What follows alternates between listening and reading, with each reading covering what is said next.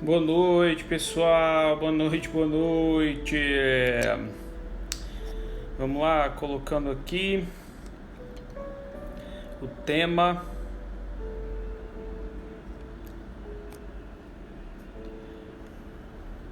da live de domingo. Aí, seja bem-vindo, pessoal. Hoje, olá, Lorena, seja bem-vinda. Lola Paiva, seja bem-vinda. Psicóloga Cristiane, seja bem-vinda. Tia Rosélia, seja bem-vinda. Hoje vamos fazer uma live de perguntas e respostas, retomando as nossas lives semanais. Veronquinha, seja bem-vinda. Gostaria de deixar em aberto o tema, né, para a gente poder participar, o que vocês gostariam de saber. Semana passada a gente fez uma live de perguntas e respostas com o tema de relacionamento, né? O pessoal participou bastante, fez muita pergunta relacionada a isso.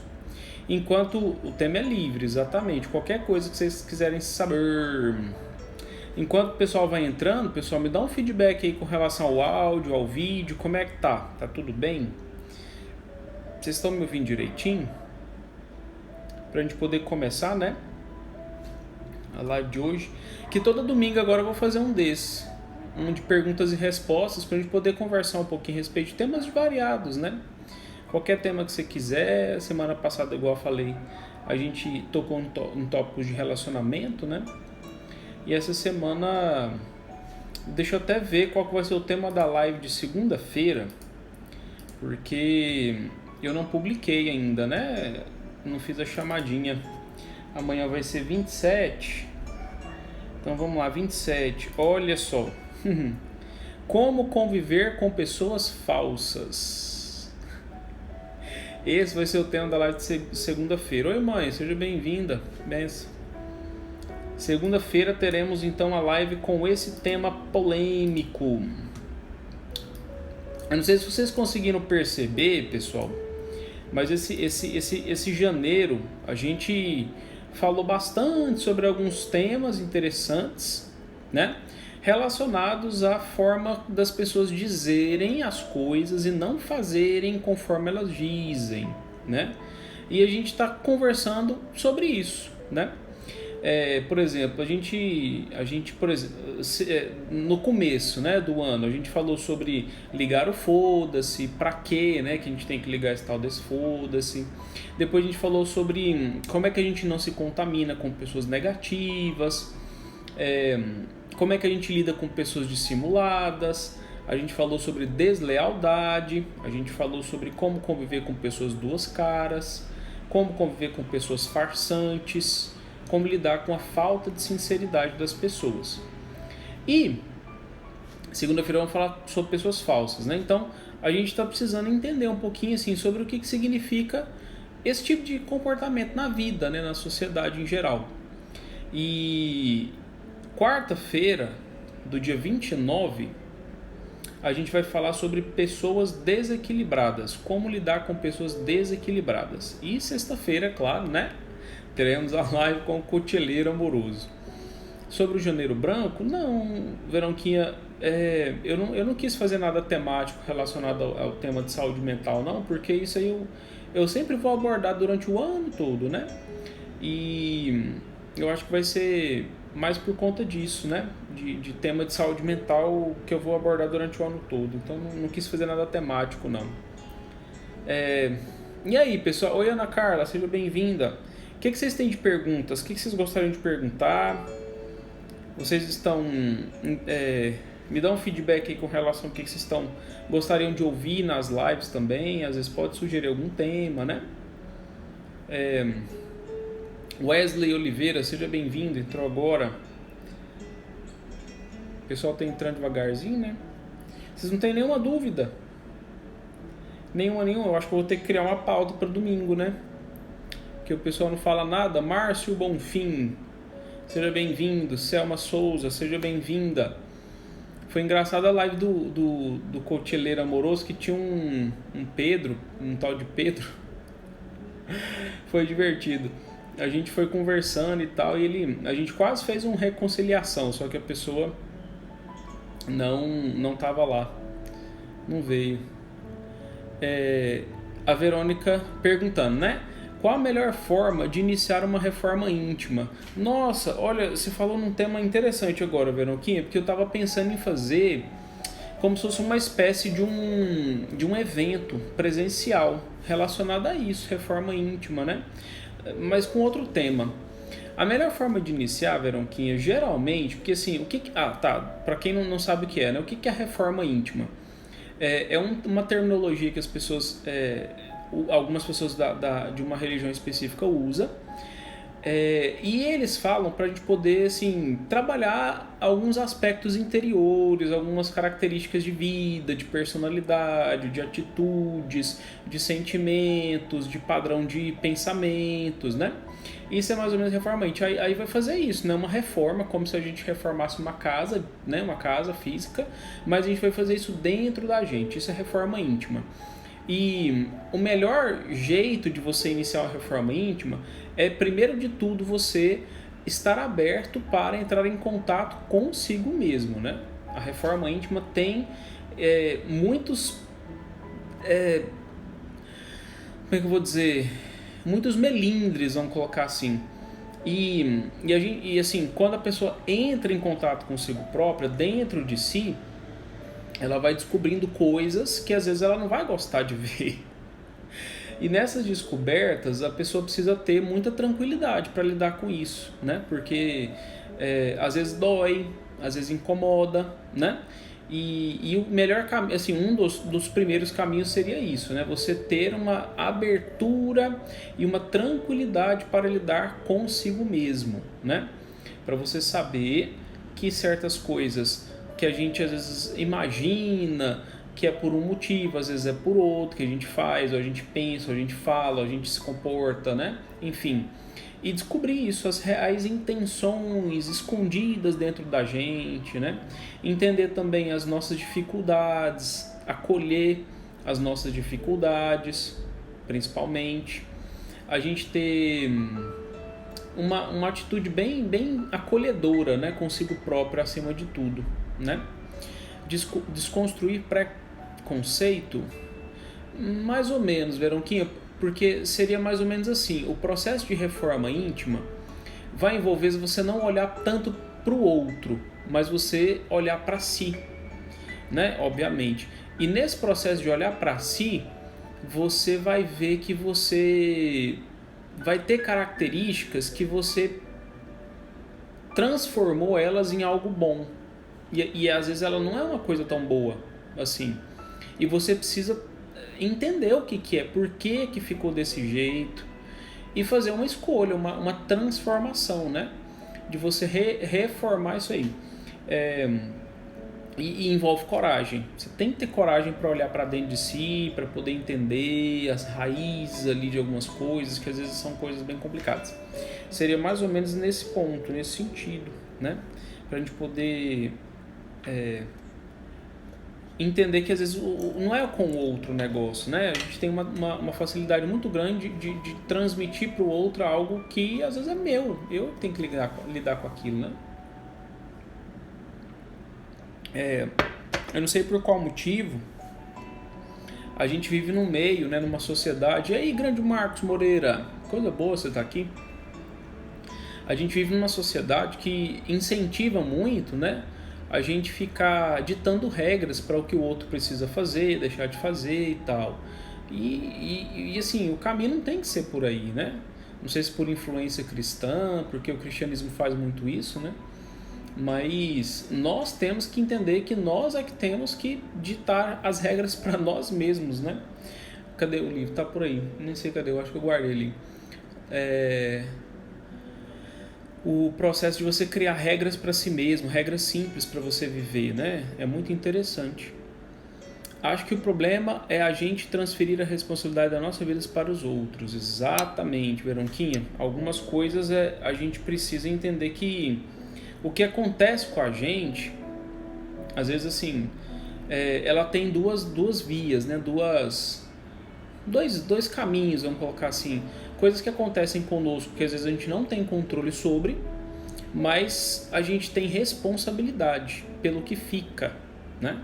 Se você não escolheu passar por certa situação porque alguém fez algo que não dependia da sua vontade 100%, né, de você escolher se queria ou não queria alguma coisa, você não teve como fazer nada, mas você pode escolher, você pode arcar com a responsabilidade daquilo que fica, porque o que fica é seu, o que ficou é seu, desde que você depois interrompa, né, tipo assim, não deixe fazer mais o que tinha feito, tome uma decisão, né, muda de ideia sobre alguma coisa e tal, mas o que ficou dentro da sua cabeça, né, esse é o processo, né, de você fazer o que a gente chama de ressignificação.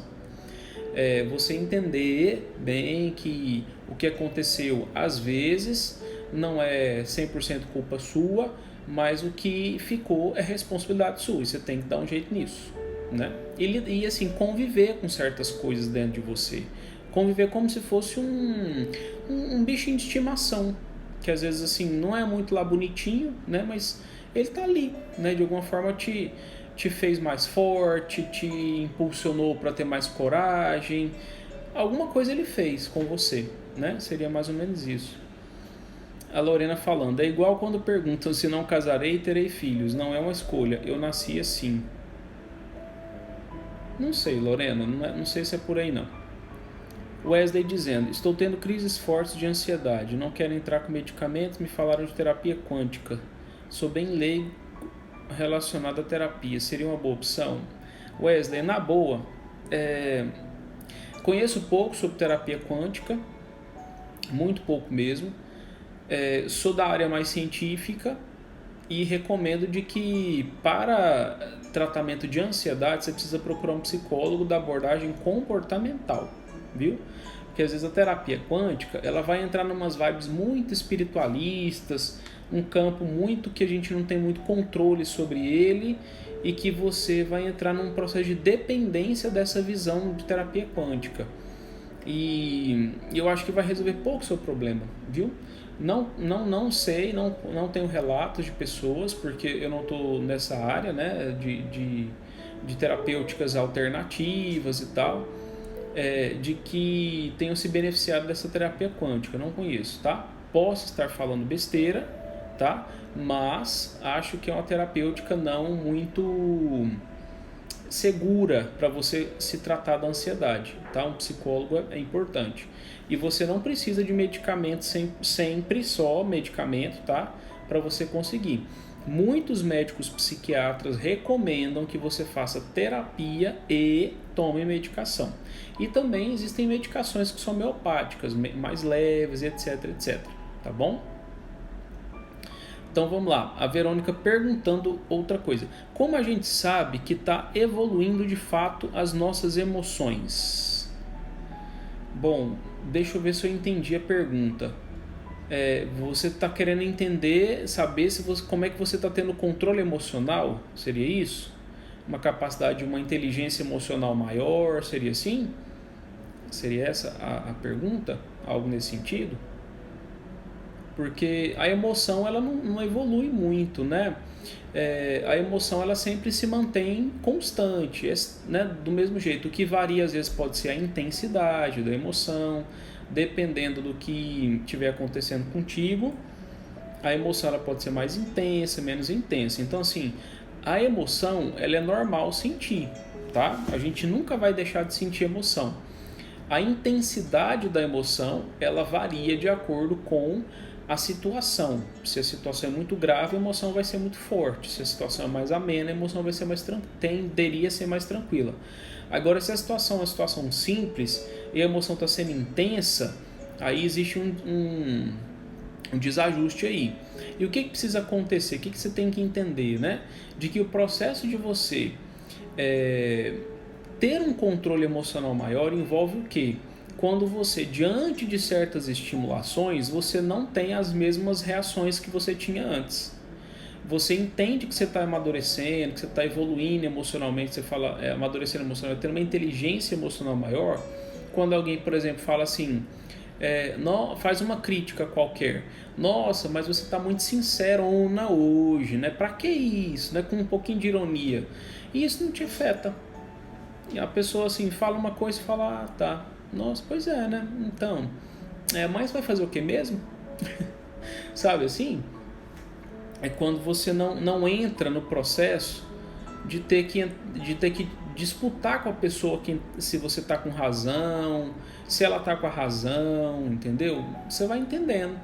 E você vai sabendo reconhecer, às vezes, de que quando a pessoa te faz uma pergunta e você se afeta com essa pergunta, ou ela faz uma afirmação crítica, alguma coisa assim, você se afeta com essa afirmação crítica, você consegue entender exatamente o que está acontecendo com você e você consegue administrar isso na hora que está acontecendo, durante o processo de acontecimento. Essa habilidade é um indício de que você está amadurecida, né, emocionalmente, você está conseguindo ter controle emocional, inteligência emocional, né? Isso é importantíssimo na vida.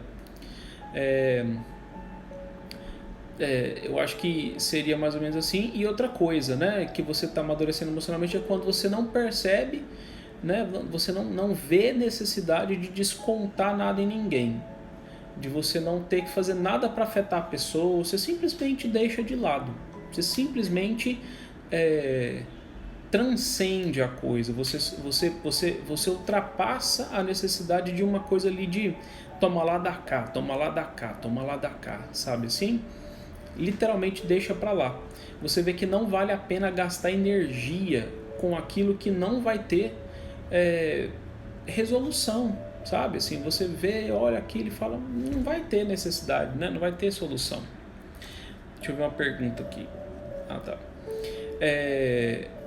E aí você dá foco para outras coisas, né? Assim a gente percebe que a gente está amadurecendo emocionalmente, né? A gente está evoluído, né? Emocionalmente falando. Tá com uma inteligência emocional maior, né? O que mais, pessoal? Perguntem aí. Hoje é a live de perguntas e respostas. Atrasei um pouquinho na live hoje, porque eu tava na missa.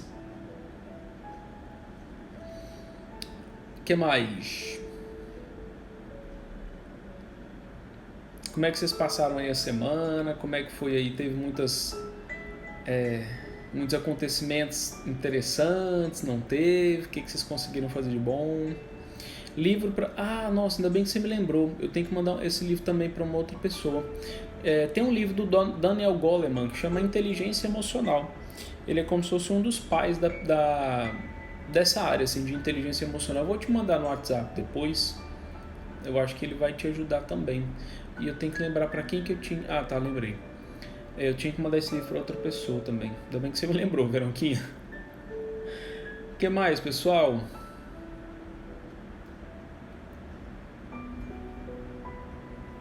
Aí, tá vendo? Ele é muito bom. Esse livro é muito bom.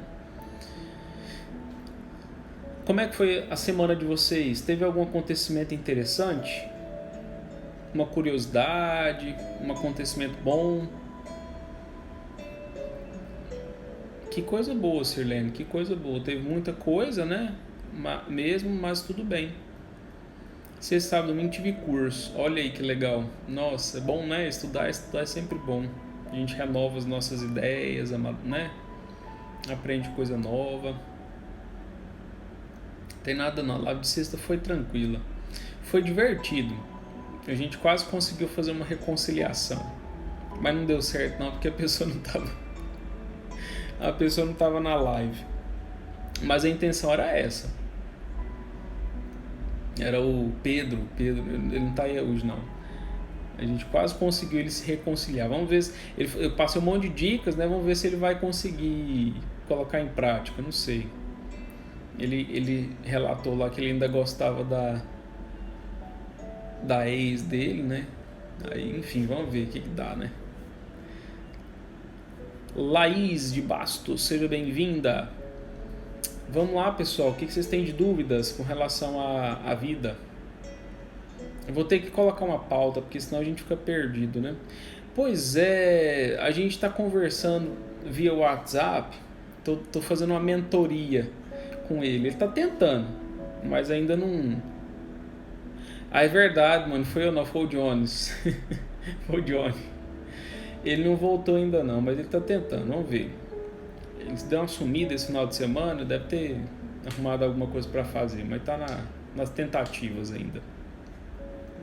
Conseguiu voltar não, ainda não.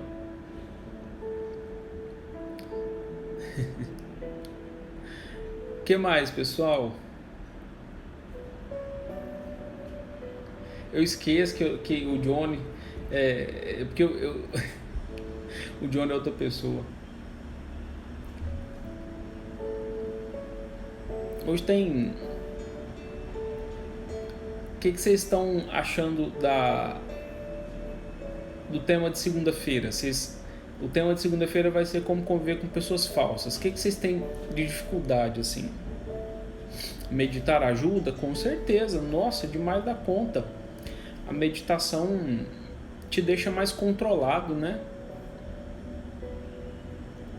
Ajuda sim. Você consegue ter uma responsividade emocional diferente com a prática da meditação. Nossa, muito, muito, muito diferente. Ajuda sim, com certeza. A depressão, o perfil Depressão em Foco perguntando como lidar com a busca de propósito na vida. Certa vez eu ouvi uma frase que eu achei ela genial. É assim: se você quer descobrir mais ou menos o que você gostaria de fazer pro resto da vida, pense em alguma coisa que você faria, que você gosta muito, sem receber nenhum centavo por isso. Se você descobrir algo que você faria com prazer, sem receber nenhum centavo, isso é mais ou menos o seu propósito de vida. É por aí. Eu achei essa frase genial e me deu assim um esclarecimento enorme sobre algumas coisas. Eu falei, nossa, faz muito sentido. Faz muito sentido. Danilo Silva, seja bem-vindo. Como começar a meditar? Veronquinha, a meditação ela tem várias escolas, né? Várias escolas, vários meios, vários métodos e tal. Então, você pode tentar fazer assim, porque envolve reflexão, envolve um tema, envolve a leitura de alguma coisa, né? Então vai depender. Tem meditação que você faz só para aprender a se concentrar no aqui e agora, sabe? De você ficar assim, controlando a sua emoção, tirando o foco de uma coisa para colocar o foco em outra, sabe? E aí nesse processo, e aí Juniel Júnior, se aí nesse processo você aprende a tirar o foco, a concentrar, treinar a concentração, entendeu? Talvez esse tipo de meditação te realize, né? Te realize assim, te facilite o processo de você concentrar num estímulo único. E aí a questão é isso. Outra coisa seria você pegar um assunto ler um texto e refletir sobre ele, fazer conexões assim com assuntos variados e tal.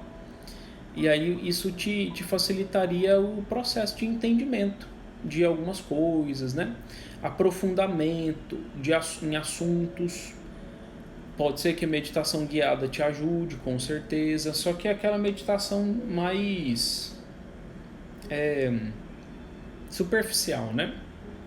Tem as meditações mais contemplativas e etc. Enfim. E esse processo vai depender do que você quer, Veronquinha. Você tem que descobrir uma escola que você se identifique, né, com relação a ela. O Danilo Silva falando: conheço algumas pessoas que mesmo fazendo uso de psicofármaco e psicoterapia não se livram da ansiedade. O que deve estar acontecendo nesse caso, né? Talvez que ele quis escrever. Olha, Danilo, pode ser que a medicação esteja errada, viu? Às vezes o psiquiatra não medicou direito não acertou a medicação com o paciente, e pode ser também que o terapeuta não é um terapeuta muito competente. Infelizmente isso acontece, viu? É uma realidade da área de saúde mental. Existem psiquiatras que não sabem medicar direito, apesar de serem médicos, né, e tal, enfim, mas não faz uma boa anamnese, medica de qualquer jeito, se for pelo SUS às vezes é pior ainda, né? Não coleta os dados direito e tal, e às vezes, enfim, medica de uma forma muito complicada. E nem todo psicólogo consegue ter competência para poder lidar com certos casos de ansiedade. Essa é uma realidade. Infelizmente é isso mesmo, tá? Tem gente, por exemplo, que não consegue lidar com certas coisas. Enfim, é isso mesmo. Enfim, a Verônica comentando aí, já passei por caudoterapeuta, que misericórdia. É isso mesmo. É uma triste realidade, mas é isso mesmo, né? Então seria importante, Danilo Silva, procurar trocar de profissional, fazer a visita em alguns outros profissionais para ver se eles conseguem atender o caso dessa pessoa com eficácia, né? Não vamos deixar a pessoa sofrendo.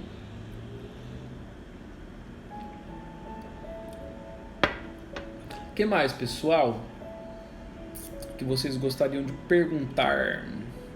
Roncolato chegou agora, seja bem-vindo. Matheus, seja bem-vindo.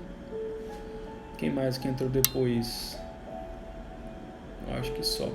A depressão em foco falando, putz, ser escritor, escrever, me realizo. Então pronto, faça isso, cria um blog, escreva bastante.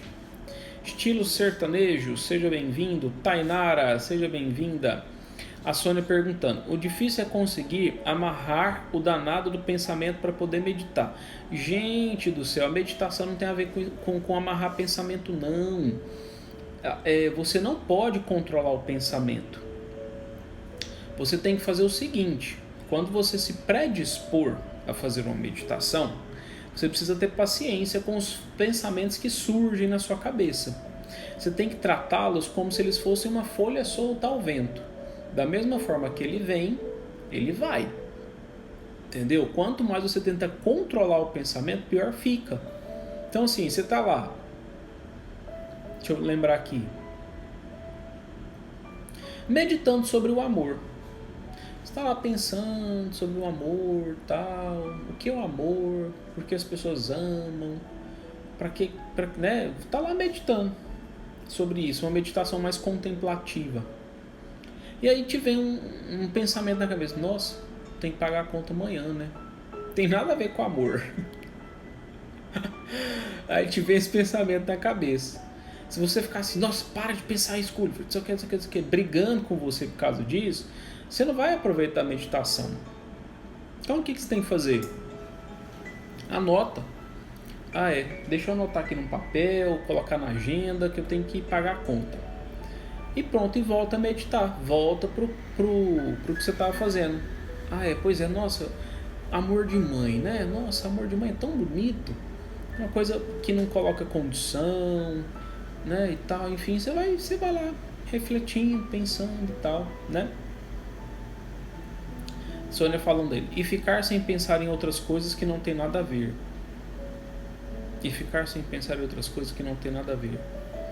Pois é, Sônia, porque aí depende da meditação que você está fazendo, né? Porque tem a meditação que você quer fazer para esvaziar a cabeça, né? É aquela meditação do nada, do vazio na cabeça, de esvaziar a cabeça, de parar de parar de pensar. Então, assim, essa meditação vai envolver o quê? Você ter uma altíssima concentração nas respostas fisiológicas do seu corpo, principalmente pela respiração. Então o que você faz? Senta, fica prestando atenção com foco na sua respiração. Só isso. Você observando o movimento que o seu corpo faz enquanto você está respirando. entendeu? Aí às vezes você vai e lembra lá assim do tipo, nossa, ontem eu fiz um negócio que eu não devia ter feito. Deixa o pensamento vir, sabe? Esquece ele depois, foca depois na respiração, nas sensações que estão do lado, nas coisas, nos barulhos externos, entendeu? Simples assim, né? O Marcos Moreira falando, aqueles devaneios do dia é uma forma de meditar? Não, isso aí é distração mesmo, Marcos. A meditação, ela pode envolver uma reflexão sobre um tema, que é a meditação contemplativa, né? Agora, se você interpreta devaneios como sendo você ficar pensando sobre um assunto e aprofundando e viajando a maionese nele, pode ser que seja. Mas desde que seja um processo de você ter uma meditação encadeada, com algum tipo de lógica nesse ponto, tá? Aí pode servir como uma meditação, sim. Precisa aprender a respirar muito curto e ofegante. Pois é, yoga ajuda muito, viu? Eber chegou depois. M.A. Nascimento, seja bem-vindo ou bem-vinda. Maravilhoso prestar atenção na respiração. A pessoa relaxa mesmo, isso é verdade. O M.A. Nascimento ou a M.A. Nascimento perguntando: o que é bom para quem tem transtorno de ansiedade social? Deve ser fobia social, né? O que é bom é fazer terapia com psicólogo, né? Porque assim, para se tratar a fobia social, você precisa fazer uma série de análises funcionais, entender, né? O porquê que você tá desse jeito. E vai precisar também de exposição, né? Você fazer uns treinozinhos ali para você superar essa situação, conseguir lidar com pessoas conhecidas, desconhecidas, abordar pessoas para poder conversar, né? E tal, enfim, e superar esse medo que você tem de pessoas, né? Aldeci, Eliério, sejam bem-vindos. Fabiana Souza, sejam bem-vindas. Bem-vinda. O tema de hoje, Aldeci, são perguntas e respostas em aberto. Já falamos sobre meditação, já falamos sobre reforma íntima, já falamos sobre respiração, falamos um pouco sobre... o que mais? Não lembro. Danilo Silva dizendo: quais os possíveis danos do uso excessivo do celular? Pois é, Danilo. Depende da faixa etária, viu? Existem algumas pesquisas recentes, inclusive, de alguns neurologistas que estão até estudando isso aí, e que eles relacionam que se a pessoa entra em contato muito cedo com eletrônicos, ela pode desenvolver o que eles chamam de autismo, por simples exposição excessiva a eletrônicos. Isso tem sido estudado. E os possíveis danos do uso do celular ao longo da vida seriam problemas de vista, às vezes problema de postura, seria uma dificuldade para poder socializar de uma maneira profunda, né?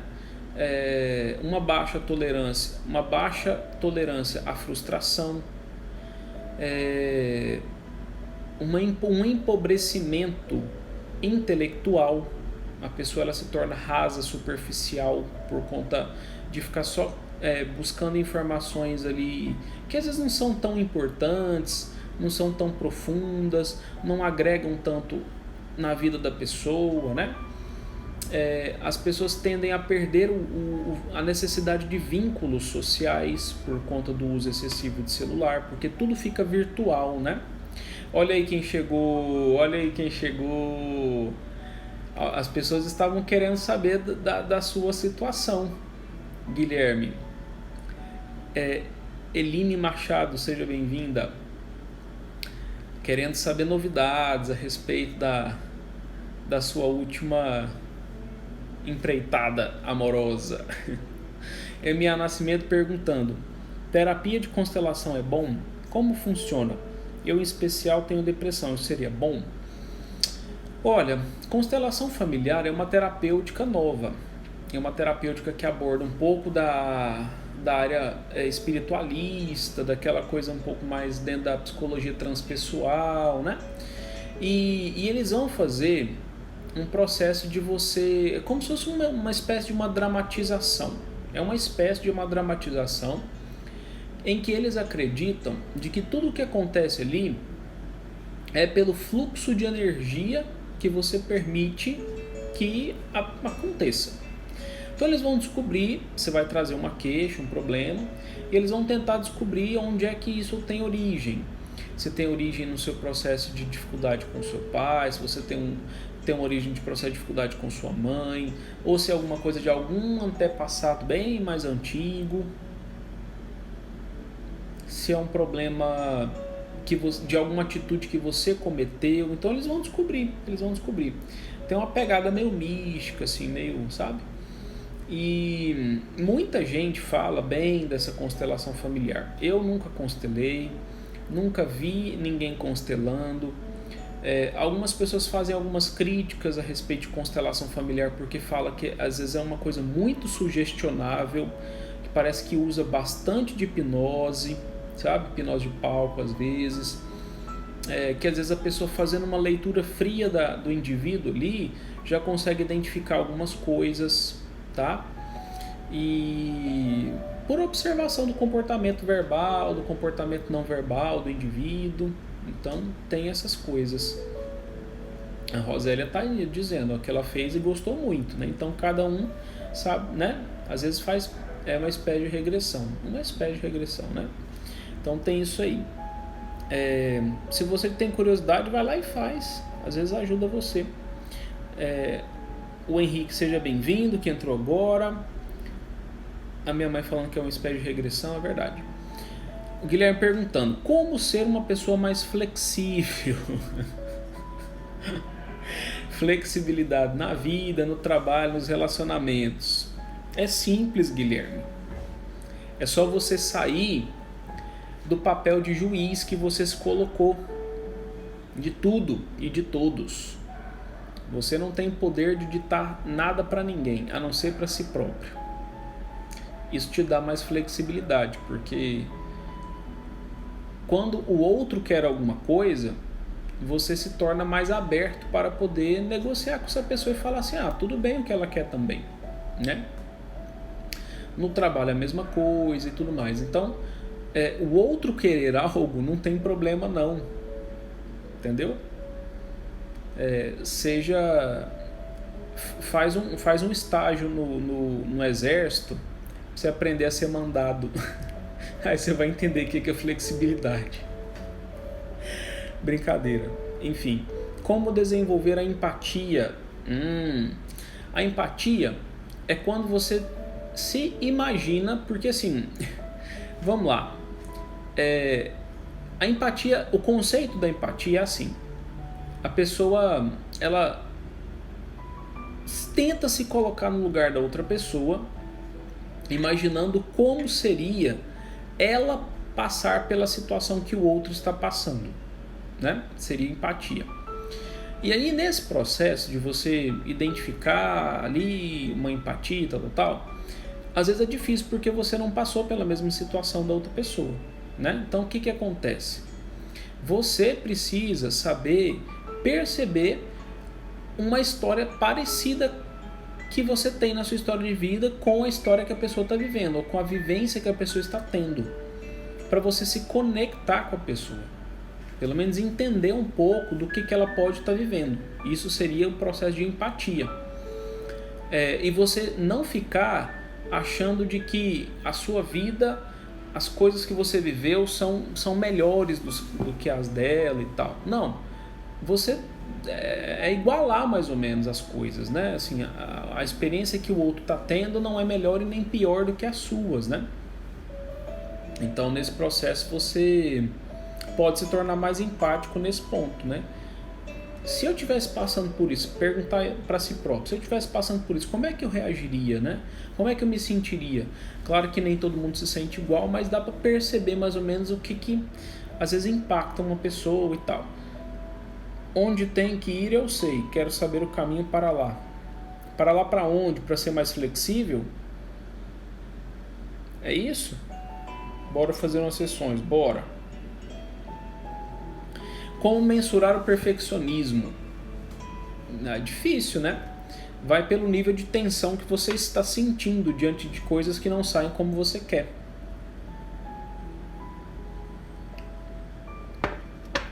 se você sofre muito ao ponto de ter até reações físicas no corpo, o seu perfeccionismo está muito alto. Tensão, dor, né? Dor de cabeça, dor aqui nos ombros, né? Ah, eu queria que tal coisa saísse desse jeito, não saiu, você sofre, você chora e tal, enfim. Cleide Maria disse o seguinte: como me concentrar mais? Dona Cleide, você precisa fazer um treino, viu?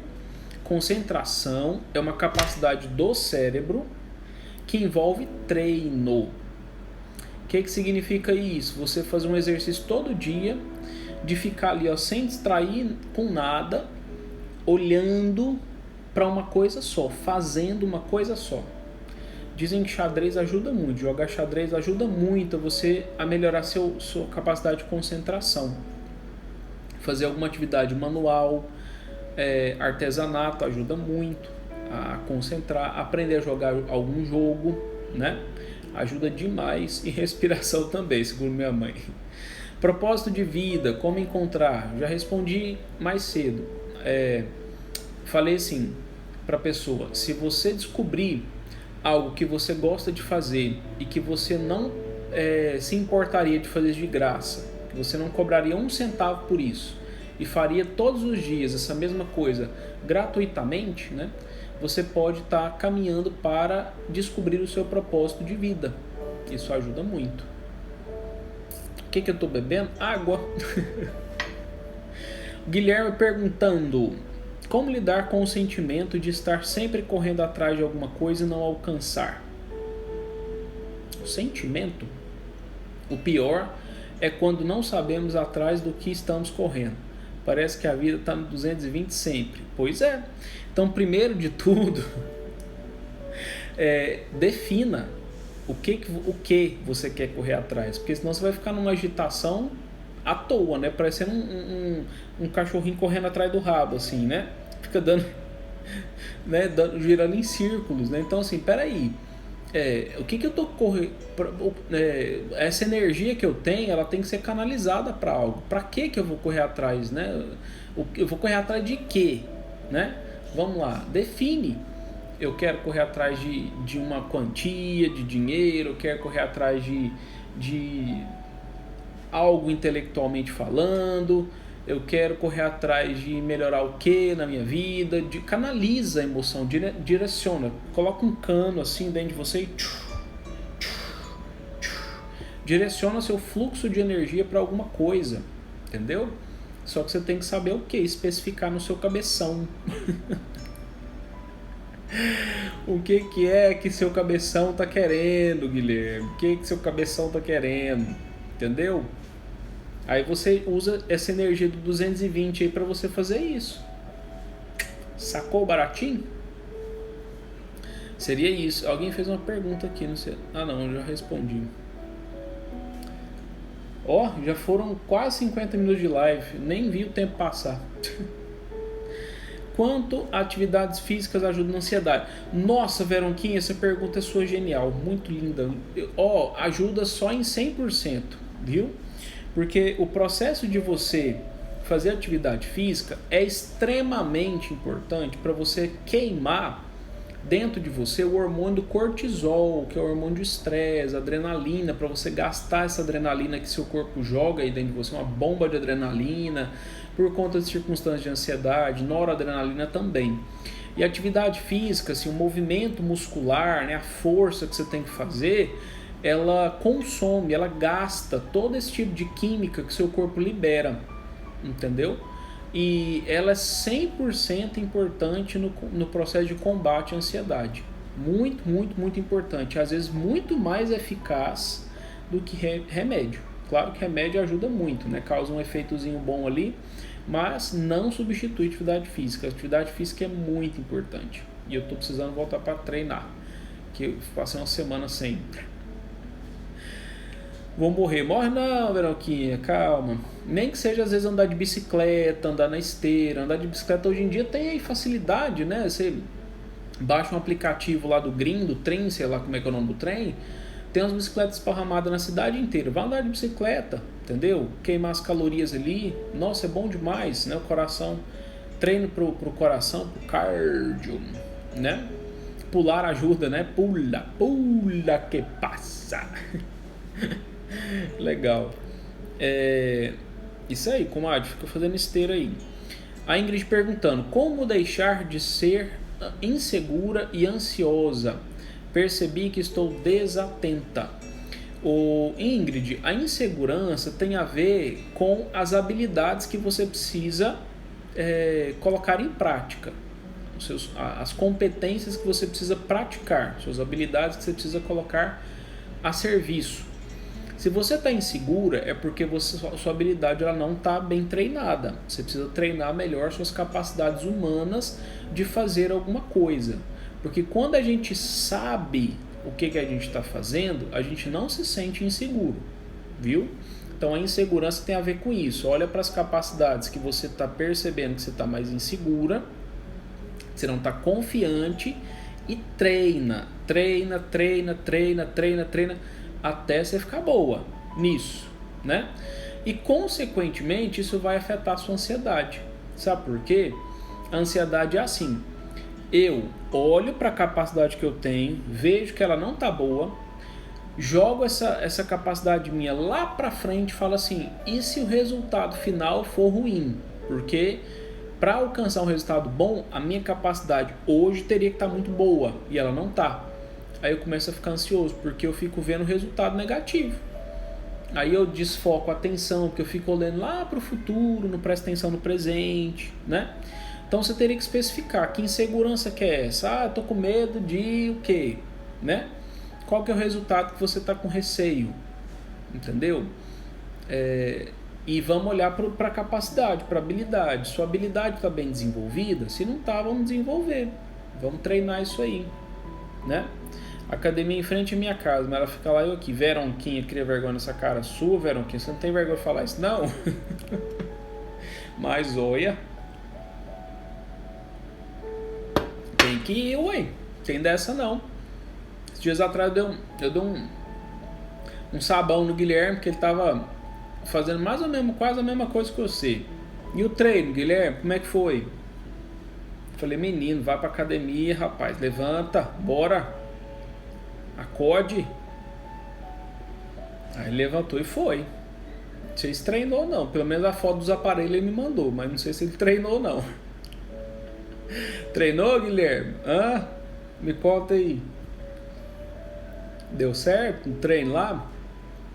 De nada, Ingrid, de nada.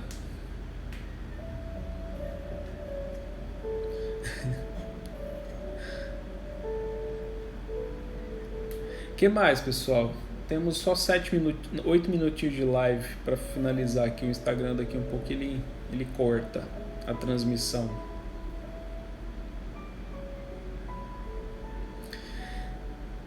Sou réu, confesso, tenho preguiça. Então você vai ficar com sua ansiedade aí, Veronquinha. É questão de escolha. Se você aguenta a sua ansiedade convivendo com você, beleza, tá tudo certo. Mas que a atividade física ajuda no combate da ansiedade, ajuda. E aí você não faz atividade física e fica aí com a sua ansiedade, né? Como se ela fosse sua amiguinha, sua best friend forever. Simples assim. Uai, nem o que? É assim, uai. Não quer? Então tá, não conheço outro jeito. Não conheço outro jeito. Sinto muito. A Depressão em Foco perguntando: como colocar a procrastinação para correr? Gente do céu, eu não sei o que passa na cabeça de vocês, viu? Às vezes o que acontece? Essa procrastinação, gente, na verdade, é você acreditando que existe um fio invisível, um algema invisível te proibindo de fazer alguma coisa, e não existe.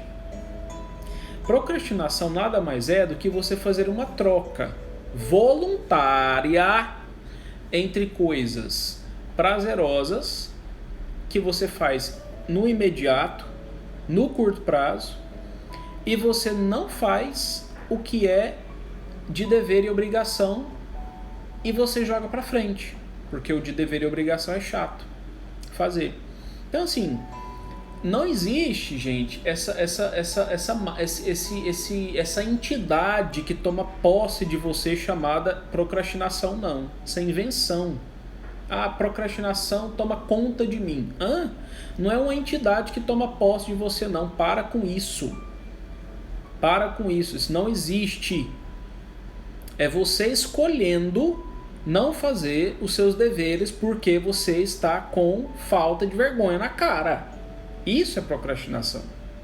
Entendeu? Então, para com isso. Você não é as criancinhas lá da África que não tem força física nem para levantar a cabeça do chão, que às vezes eles ficam lá de inanição, tá sem comer mesmo, sabe? Assim, não tem força, não tem energia física para levantar. E aí fica lá, deitado. Ali sim, eles não conseguem fazer. Entendeu? Agora você não, tá bem nutrido, tá forte, toma café, almoçou, jantou, tem energia, tá até gordinho, precisando queimar umas gordurinhas, né? Se passar um períodozinho aí sem comer, não morre, não desmaia, não acontece nada, e fica assim, nossa, a procrastinação não me deixa fazer as coisas, que mentira! A procrastinação não é um espírito que toma conta de você, não. Para com isso. Tá inventando moda. É você que tá escolhendo. Você tá falando na sua cabeça. Não vou fazer isso não. Deixa, amanhã eu faço. Isso é voluntário. Envolve a sua vontade, a sua escolha. Entendeu?